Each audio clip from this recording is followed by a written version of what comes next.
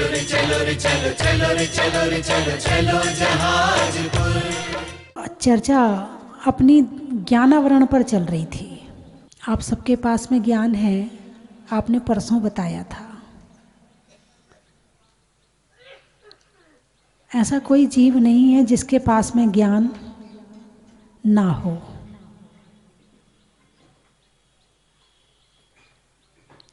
और ज्ञान जीव है और जीव ज्ञान है।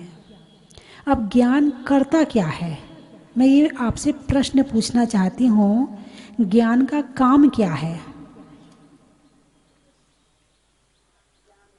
अरे बोलिए ना, ज्ञान का क्या काम है? हैं? हित और अहित का विवेक करना ज्ञान का काम है। और क्या बात है, जो चीज़ आपके पास में है आप उसकी ही क्वालिटी नहीं जानते। यही तो दिक्कत है। इसी कारण से तो भ्रमण कर रहे हैं, इसी कारण से तो परेशान है कि जो चीज़ हमारे पास में है हम उसकी क्वालिटी नहीं जानते हैं, इसलिए उसका सदुपयोग नहीं कर पाते हैं। यदि उसकी क्वालिटी जान लें तो उसका सदुपयोग करना भी आ जाए। गाड़ी है, यदि बैक करोगे तो भी पेट्रोल जल रहा है, और आगे ले जाओगे तो भी पेट्रोल जल रहा है। हाँ या ना? पेट्रोल तो दोनों में जल रहा है। इसी तरह से हम चाहे बुरे काम करें और चाहे अच्छे काम करें, दोनों में ज्ञान ही काम करता है।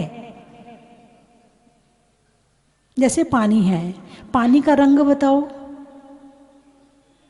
पानी कौन से रंग का है? कोई भी रंग नहीं है। अच्छा, और उसमें यदि हम सफ़ेद कलर डाल दें तो, और लाल डाल दें तो, और उसमें कुछ ना डालें तो रंगहीन हो जाएगा। ऐसे ही हमारा ज्ञान है। हम इस ज्ञान में क्रोध मिला देते हैं, अभिमान मिला देते हैं, हिंसा झूठ चोरी कुशील मिला देते हैं, राग द्वेष मोह मिला देते हैं, तो ये हमें दुखी करने लगता है। और जब इनसे रहित आत्मा हो जाती है तो ज्ञान शुद्ध हो जाता है और आत्मा सुखी हो जाती है। तो ज्ञान क्या है, शुद्ध ज्ञान क्या है और अशुद्ध ज्ञान क्या है, ये आपने समझ लिया। मान लो कलर को, मान लो आप, क्रोध का रंग कौन सा? जैसे 6 लेशियाँ हैं, तो 6 लेशियाँ 6 कलर की, लेशिया मतलब रंग, भावों के रंग। हमारे भाव किस रंग के हैं? तो 3 लेशियाँ हैं अशुभ और 3 हैं शुभ। तो कृष्ण, नील और कापोत ये अशुभ हैं। पीत, पद्म और शुक्ल, पीत यानी पीला, पद्म यानी बादामी कलर का, और शुक्ल यानी सफ़ेद कलर का। ये 6 तरह की लेशियाँ होती हैं। जिस समय कोई क्रोध करता है तो आपने ये तो सुना होगा कि हर जीव का एक ओरा होता है। ओरा, इंग्लिश में ओरा बोलते हैं और हिंदी में उसे आभा मंडल बोलते हैं। वो होता है सूक्ष्म, वो इन आँखों से दिखाई नहीं पड़ता है, लेकिन आजकल वैज्ञानिकों ने उसे पकड़ा है कि जब कोई व्यक्ति क्रोध करता है तो वो उसके आसपास का जो आभा मंडल होता है वो काले रंग का हो जाता है। और भगवान महावीर ने 2500 साल पहले बता दिया। वैज्ञानिक तो अभी मशीन बना के मशीन से पकड़ रहे होंगे, लेकिन भगवान महावीर ने तो केवल ज्ञान से जान करके 2500 साल पहले बता दिया कि जब कोई व्यक्ति क्रोध करता है तो उसके आभा मंडल भले वो गोरे रंग का हो, लेकिन उसमें से काले रंग की किरणें निकलने लगती हैं। जब कोई व्यक्ति ईर्ष्या करता है, द्वेष करता है, जलता भुनता रहता है, कह पाता नहीं है, सामने वाले से बोल पाता नहीं है, अंदर ही अंदर घुटे जा रहा है, घुटे जा रहा है, अंदर ही अंदर विचार करे जा रहा है, विचार करे जा रहा है, तो उस व्यक्ति का ओरा नीले रंग का हो जाता है। जब तीव्रता होती है तो नीले रंग का हो जाता है, और फिर उससे और कम हो जाए तो वो कापोत, कापोत यानी कबूतर कलर का, स्काई ब्लू कह दो आप, जैसे उस रंग का हो जाता है जब वो कम होती है तो, ठीक है। चोरी में, चुगली में, ये छोटी वाली ये दूसरे नंबर तीसरे नंबर की लेशिया होगी, और पहले नंबर हिंसा में पहले नंबर की लेशिया होगी, क्योंकि ज़्यादा से ज़्यादा हिंसा इंसान क्रोध में करता है। और जो पीत पद्म शुक्ल है, जब कोई व्यक्ति पाठ करता है, पूजा करता है, भक्ति में नाचता है, गुनगुनाता है, अंदर में परमात्मा चल रहा है, भाव बिल्कुल है ही नहीं क्रोध की तरफ, मान कषाय आदि की तरफ भाव नहीं है, केवल वो आराम से भक्ति कर रहा है, तो उसका जो आभा मंडल होता है वो पीले रंग का हो जाता है। इस समय आपका आभा मंडल कौन से रंग का चल रहा है? अरे बोलिए ना। और आपको पता है कि पीले रंग के कपड़े पहनाए जाते हैं जब पूजा पाठ होता है। तो कभी आपने विचार किया लाल क्यों नहीं पहनाते, नीला क्यों नहीं पहनाते, हरा क्यों नहीं पहनाते? जब भी विधान हो, पूजा हो, पाठ हो, तो एक ही बात कही जाती है, पीले रंग के वस्त्र पहनकर आइए, पीली साड़ी पहनकर आइए। क्यों? पीला रंग भक्ति का प्रतीक है। वो जब हमारे शरीर से पीली किरणें निकले और ऊपर से पीले वस्त्र हों, तो इसमें और डबल दुगनी ऊर्जा हो जाती है। इसीलिए पीले वस्त्र पूजन आदि में पहनाए जाते हैं। फिर यदि इंसान और ध्यान करे, अध्ययन करे, स्वाध्याय करे, मन को एकदम शांत करे, तो उसका जो ओरा होता है वो क्रीम कलर का हो जाता है। और जब बिल्कुल पूर्ण रूप से ध्यान मग्न हो जाए, उसका मन किसी चीज में नहीं जा रहा हो, बिल्कुल शांत, एकदम शांत हो जाए, एकाग्रता से बिना कषायों के एक जगह टिक जाए, बिना पापों के एक जगह टिक जाए। अंदर कषाय तो बैठी हैं, ये नहीं कह सकते कि खत्म हो गई हैं, बैठी तो हैं, लेकिन उसका उपयोग अभी दूसरी जगह लगा है। तो उसकी जो लेशिया होगी वो शुक्ल यानी सफेद, उसके अंदर से आभामंडल जो बनेगा वो सफेद रंग का हो जाएगा। और इसमें सारा काम शरीर का नहीं है, सारा काम भावों का है। यदि एक काले रंग का व्यक्ति ध्यान करता है तो उसका ओरा सफेद रहता है, और एक सफेद रंग का व्यक्ति क्रोध करता है तो उसका ओरा काले रंग का होता है। बात समझ में आई कि नहीं आई? शरीर कहीं बाधक नहीं है। हमारी आत्मा को शुक्ल सफेद अच्छा बनाने में शरीर का रंग बाधक नहीं है, आत्मा के भाव बाधक है।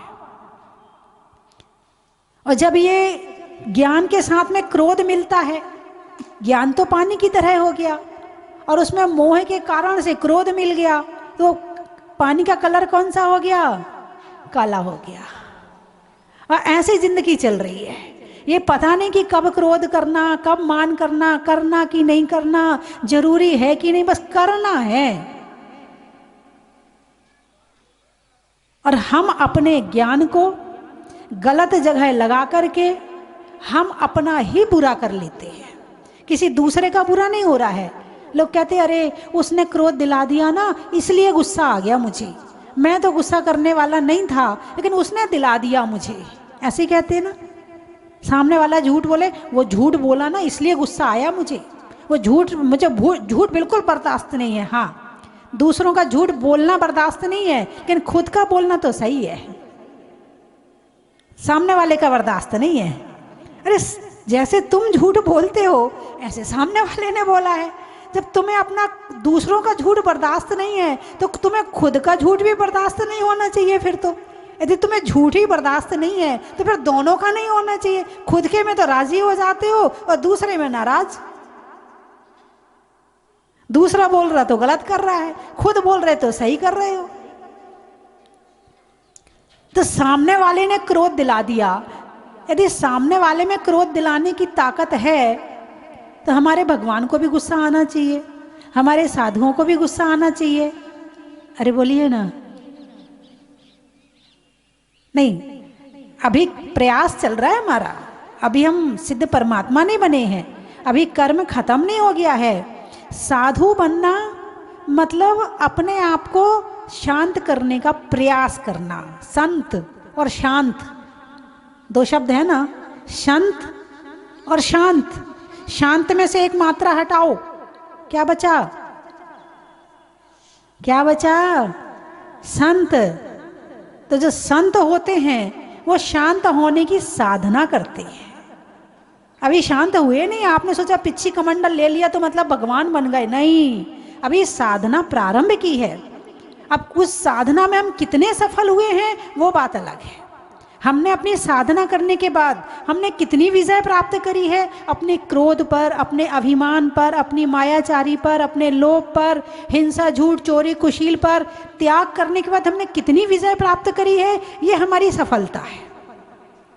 अभी प्रयास चल रहा है, अभी पुरुषार्थ चल रहा है, और जब चलते चलते चलते चलते चलते चलते कर्मों का नाश होगा तो फिर ये शुरुआत एक दिन सिद्ध भगवान की मंजिल पर पहुंचाएगी।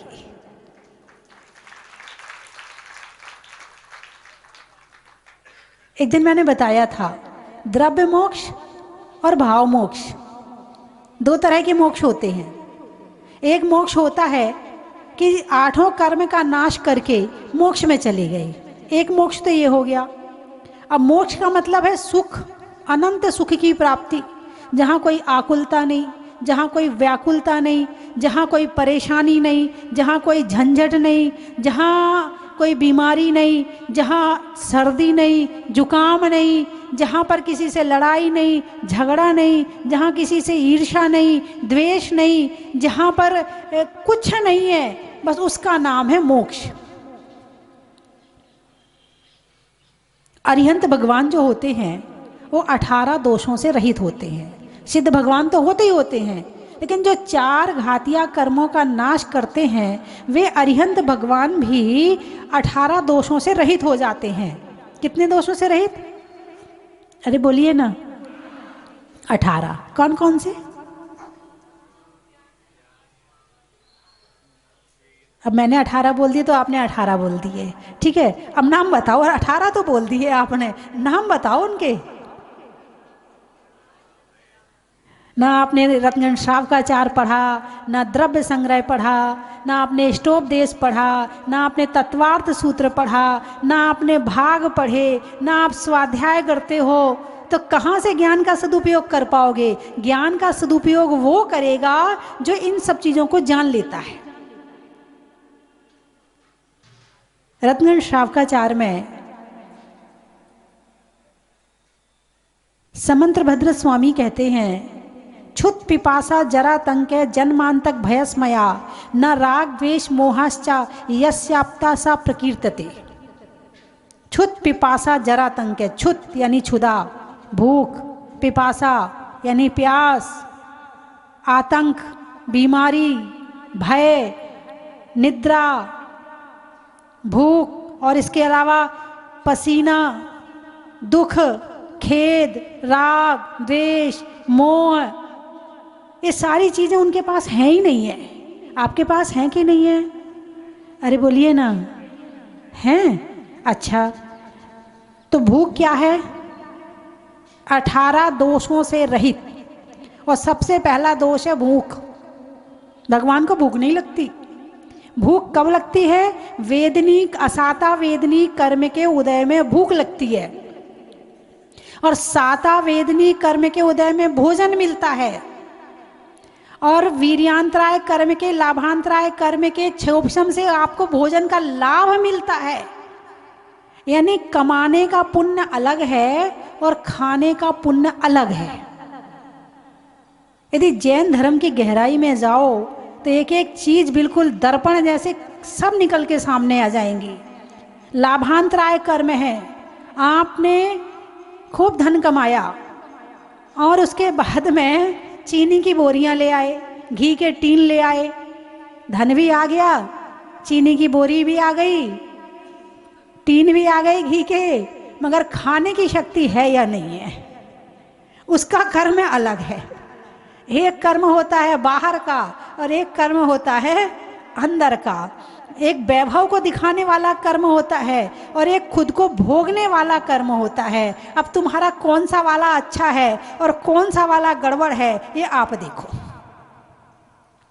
तो भूख एक भोजन है, भूख एक बीमारी है, भूख एक दोष है और हम इसको स्वाद ले लेके खाते हैं। जैसे दवाई है, दवाई क्यों खाते हो? अरे बोलिए ना, दवाई क्यों खाते हो? हाँ, डॉक्टर साहब, दो डॉक्टर बैठे हैं हमारे, अमेरिका वाले डॉक्टर, अहमदाबाद वाले डॉक्टर, दो बड़े बड़े डॉक्टर बैठे हैं। तो जब बीमारी होती है तभी तो दवाई खाते हो।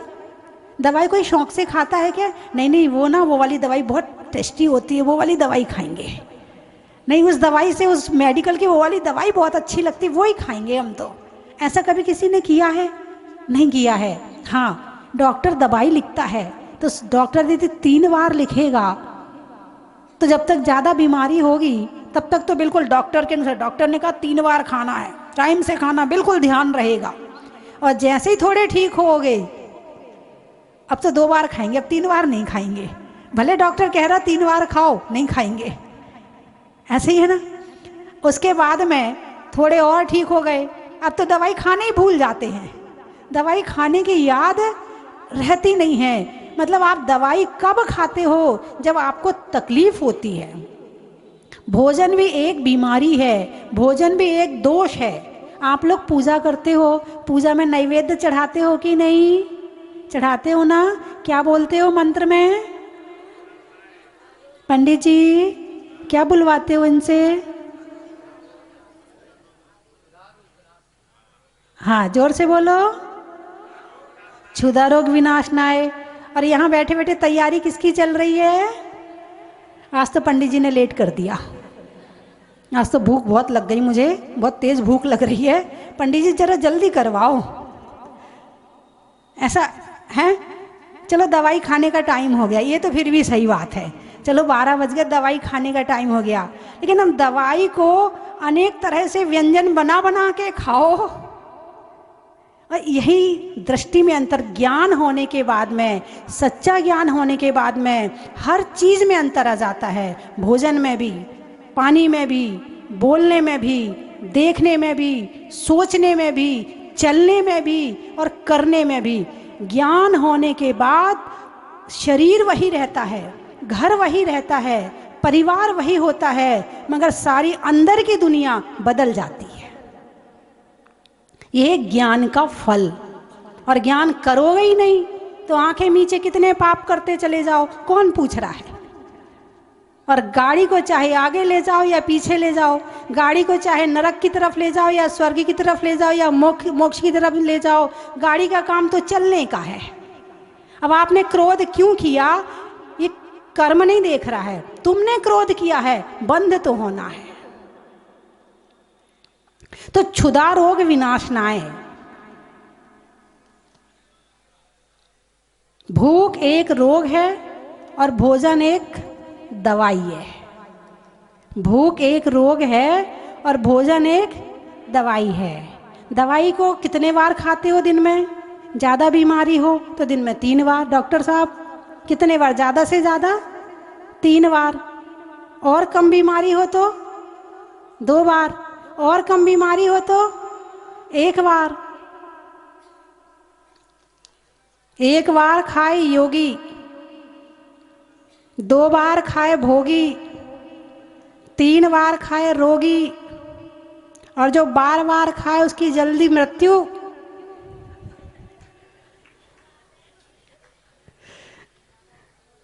यानी 1 बार खा करके काम चल सकता है, आपके अंदर शक्ति है, लेकिन नहीं, संयम नहीं है, मन नहीं मानता है। नहीं, कैसे नहीं? अब कमजोरी आ रही है, अब ये हो रहा है, अब वो हो रहा है। यदि कोई कह भी दे तो वैसे तो भाव नहीं बनते हैं, अंदर से इच्छा ही नहीं होती है कि हम एकासन करें, उपवास करें या कुछ त्याग करें, अंदर से इच्छा ही नहीं होती है। और स्वाद ले ले कि इस होटल का और उस होटल का, और वहाँ की कचौड़ी और वहाँ का पोहा और वहाँ की जलेबी। भूख एक रोग है, मंदिर में पूजा करते हो, क्षुधा रोग विनाशनाय नैवेद्य निरुपमति स्वाहा, और जरा आलू के पराठे बना के रख, मैं आ रही हूँ।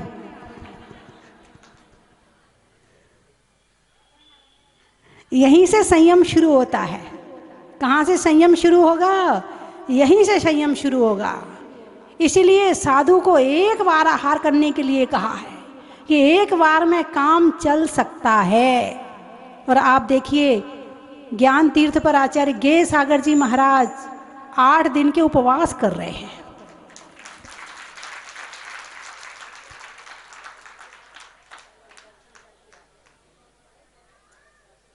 मतलब शरीर आपका भी वही है, शरीर उनका भी वही है, बस थोड़ी बहुत स्टेमिना में अंतर आ सकता है, बाकी शरीर तो वही है। यदि वो 8 उपवास कर सकते हैं तो आप एक आसन तो कर ही सकते हो।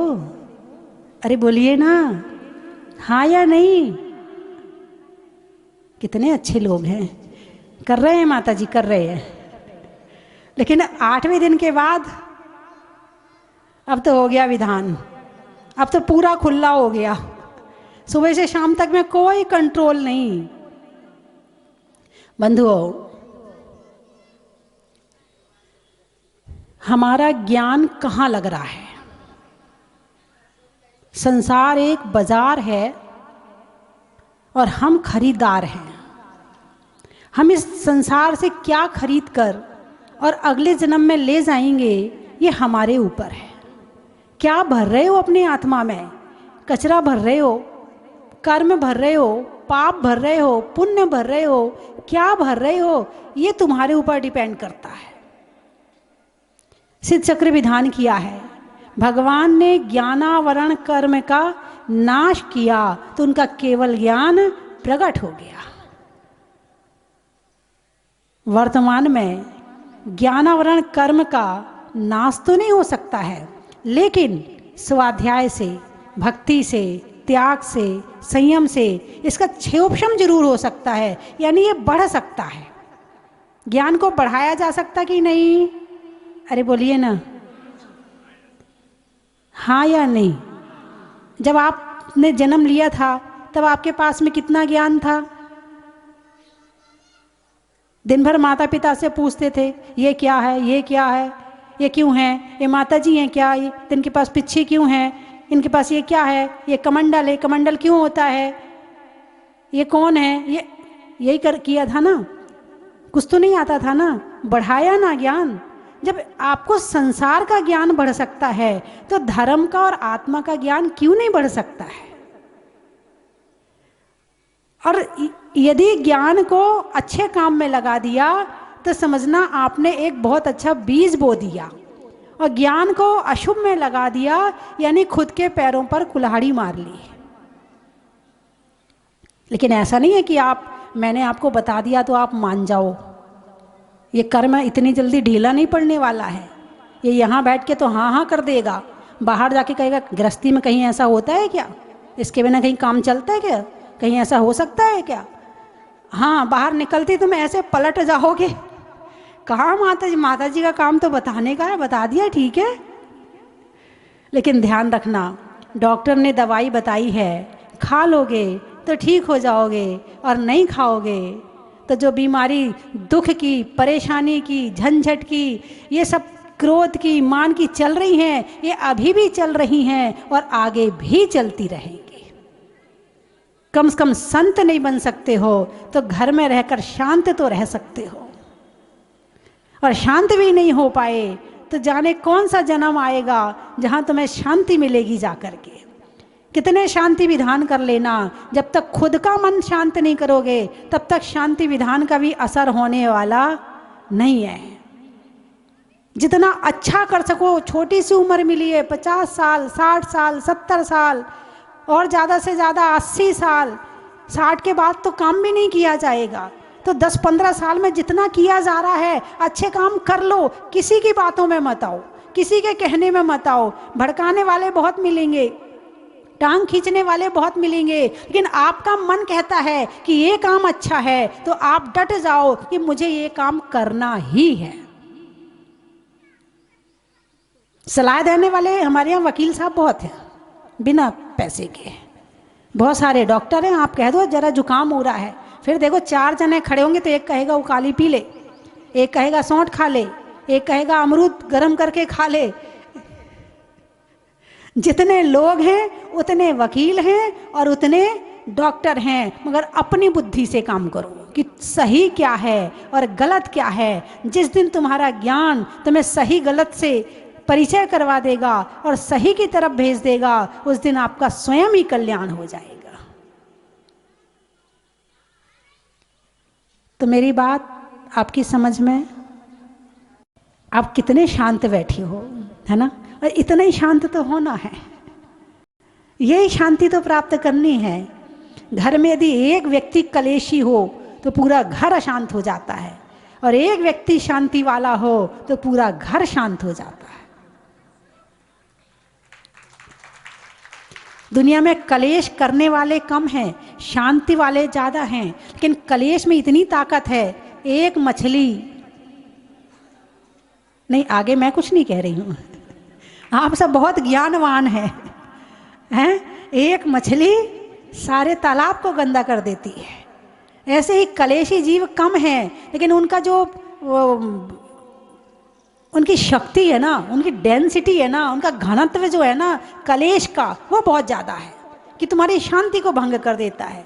पूरा तालाब बिल्कुल शांत है, बिल्कुल शांत है, और एक कंकड़ फेंक दो, एक कंकड़, तो कंकड़ फेंकने वाले बहुत हैं यहाँ पर, शांत करने वाले कम हैं, सही रास्ता दिखाने वाले कम हैं। और जो रास्ता दिखाने वाले कम हैं उनके पास अब जाएंगे तो कुछ त्याग ना करवा दें।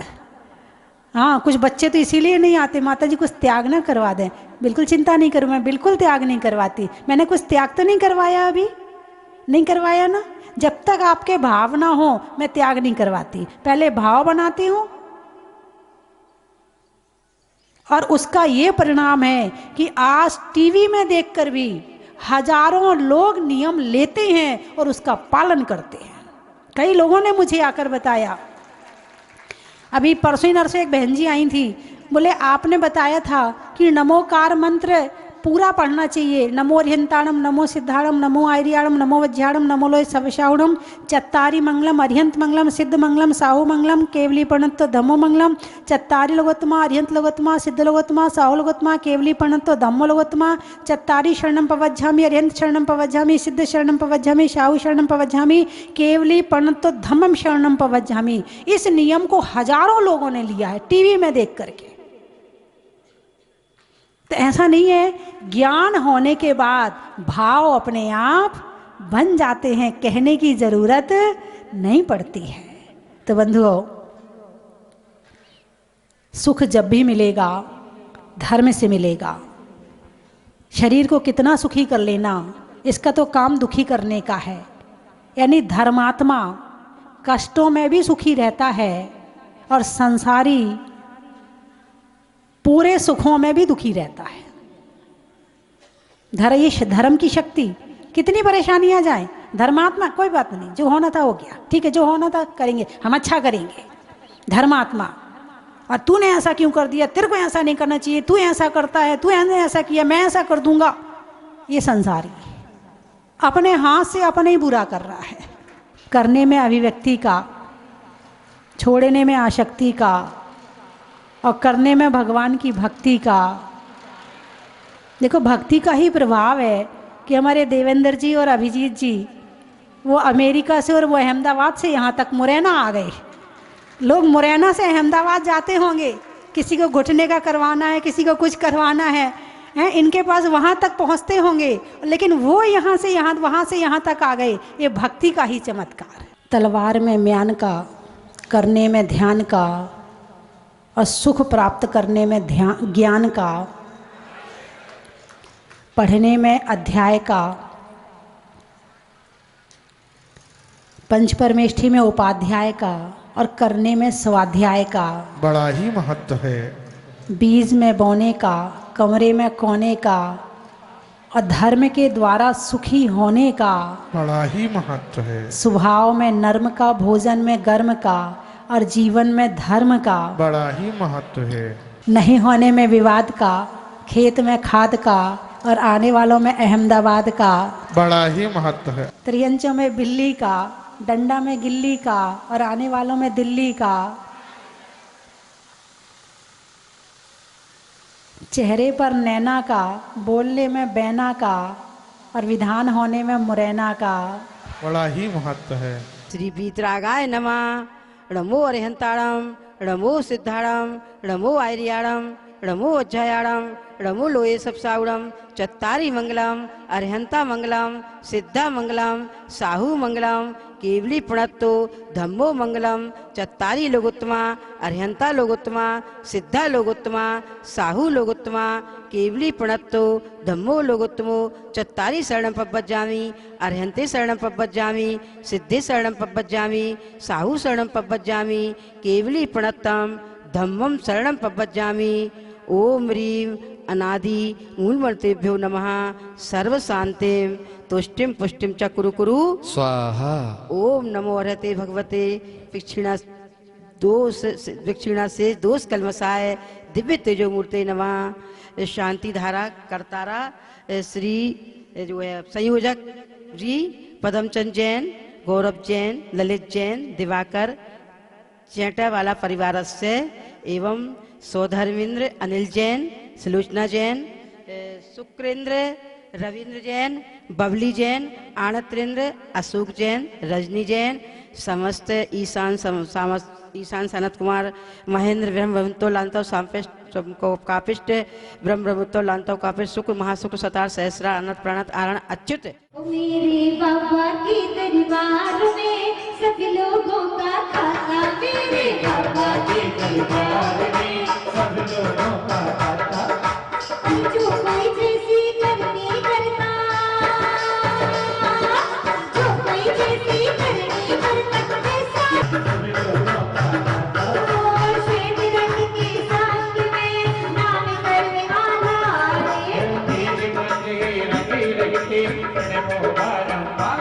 इतना स्वागत आप लोगों ने हमें दिया और ये तो हमारा सौभाग्य है कि माता जी के दर्शन फिर से प्राप्त हुए। इनके दर्शन के लिए तो हम हमेशा के लिए आभारी हैं और इनका आशीर्वाद ही हमारे लिए जीवन में सबसे महत्वपूर्ण चीज़ है। मां स्वास्थ्य भूषण माता जी से सन 2008 से जुड़े हुए हैं और उनका अनन्य वात्सल्य और आतिथ्य शक्ति से हम लोग जहाजपुर से वर्तमान शुरू से ही जब से जुड़े हुए हैं और आज जो ये इतना विशालतम रूप है, ये गुरु माँ गारिका गृहिणी स्वास्थ्य भूषण माता जी का ही आशीर्वाद और उनकी भक्ति है, जिसके कारण आज ये मुनि सुवर्ण भगवान इस विशाल मंदिर में विराजमान है। और हमको आकर के आने को तो मैं हर साल में 2 बार आ जाता हूँ, लेकिन इस बार कुछ अद्भुत ही अनुभूति हुई है, जिसके लिए मैं मुनि सुवर्ण भगवान के चरणों में बार बार नमोस्तु नमोस्तु करता हूँ। तब बात और है जो बताना चाहता हूँ कि हम लोग रोहिणी से हैं और रोहिणी में सेक्टर 13 में जैना अपार्टमेंट का मंदिर पूज्य माँ गृहिणी गारिका माता जी के आशीर्वाद से मात्र 4 महीने में बन करके तैयार हुआ शिखरबंद मंदिर। सोने का काम भी है, प्रतिमा अतिशयकारी है। उसके लिए गुरु माँ के चरणों में त्रिवार बंदामी बंदामी बंदामी। यहाँ आके तो बहुत ही ऐसी अनुभूति हुई है कि बिल्कुल यहाँ से भगवान की तरफ से नजर हटाने का मन ही नहीं कर रहा है। बहुत ही अच्छा लग रहा है, जितना सोचा था उससे भी बहुत ज्यादा अच्छा लग रहा है। और सबसे यही है हमारा कहना कि यहाँ पर जो है ना बार बार आए और हमेशा आए, यहाँ पर सह परिवार आए। चलो स्वस्ति धाम, चलो स्वस्ति धाम, आओ स्वस्ति धाम, चलो स्वस्ति धाम। कंचन की थाल को सजाओ रे आज, रत्नों की थाल को भर लाओ रे आज। आओ आओ करे रे गुणगान आरती भगवन की। आओ आओ करे गुणगान आरती भगवन की। आओ आओ करे रे गुणगान आरती भगवन की।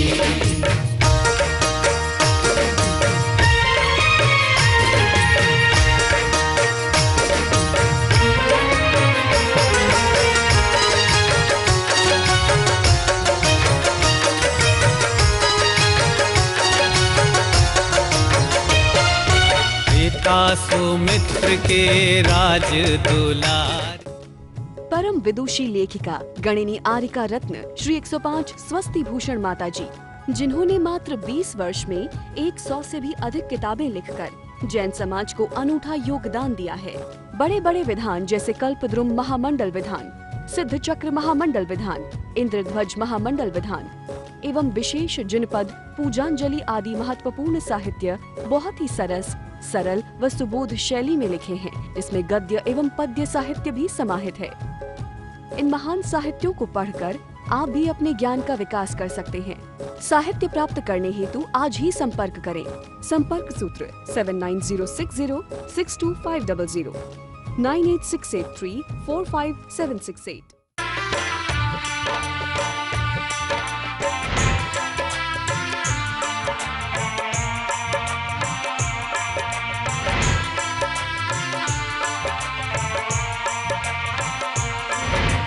चलो रे चलो रे चलो चलो रे चलो रे चलो चलो जहाज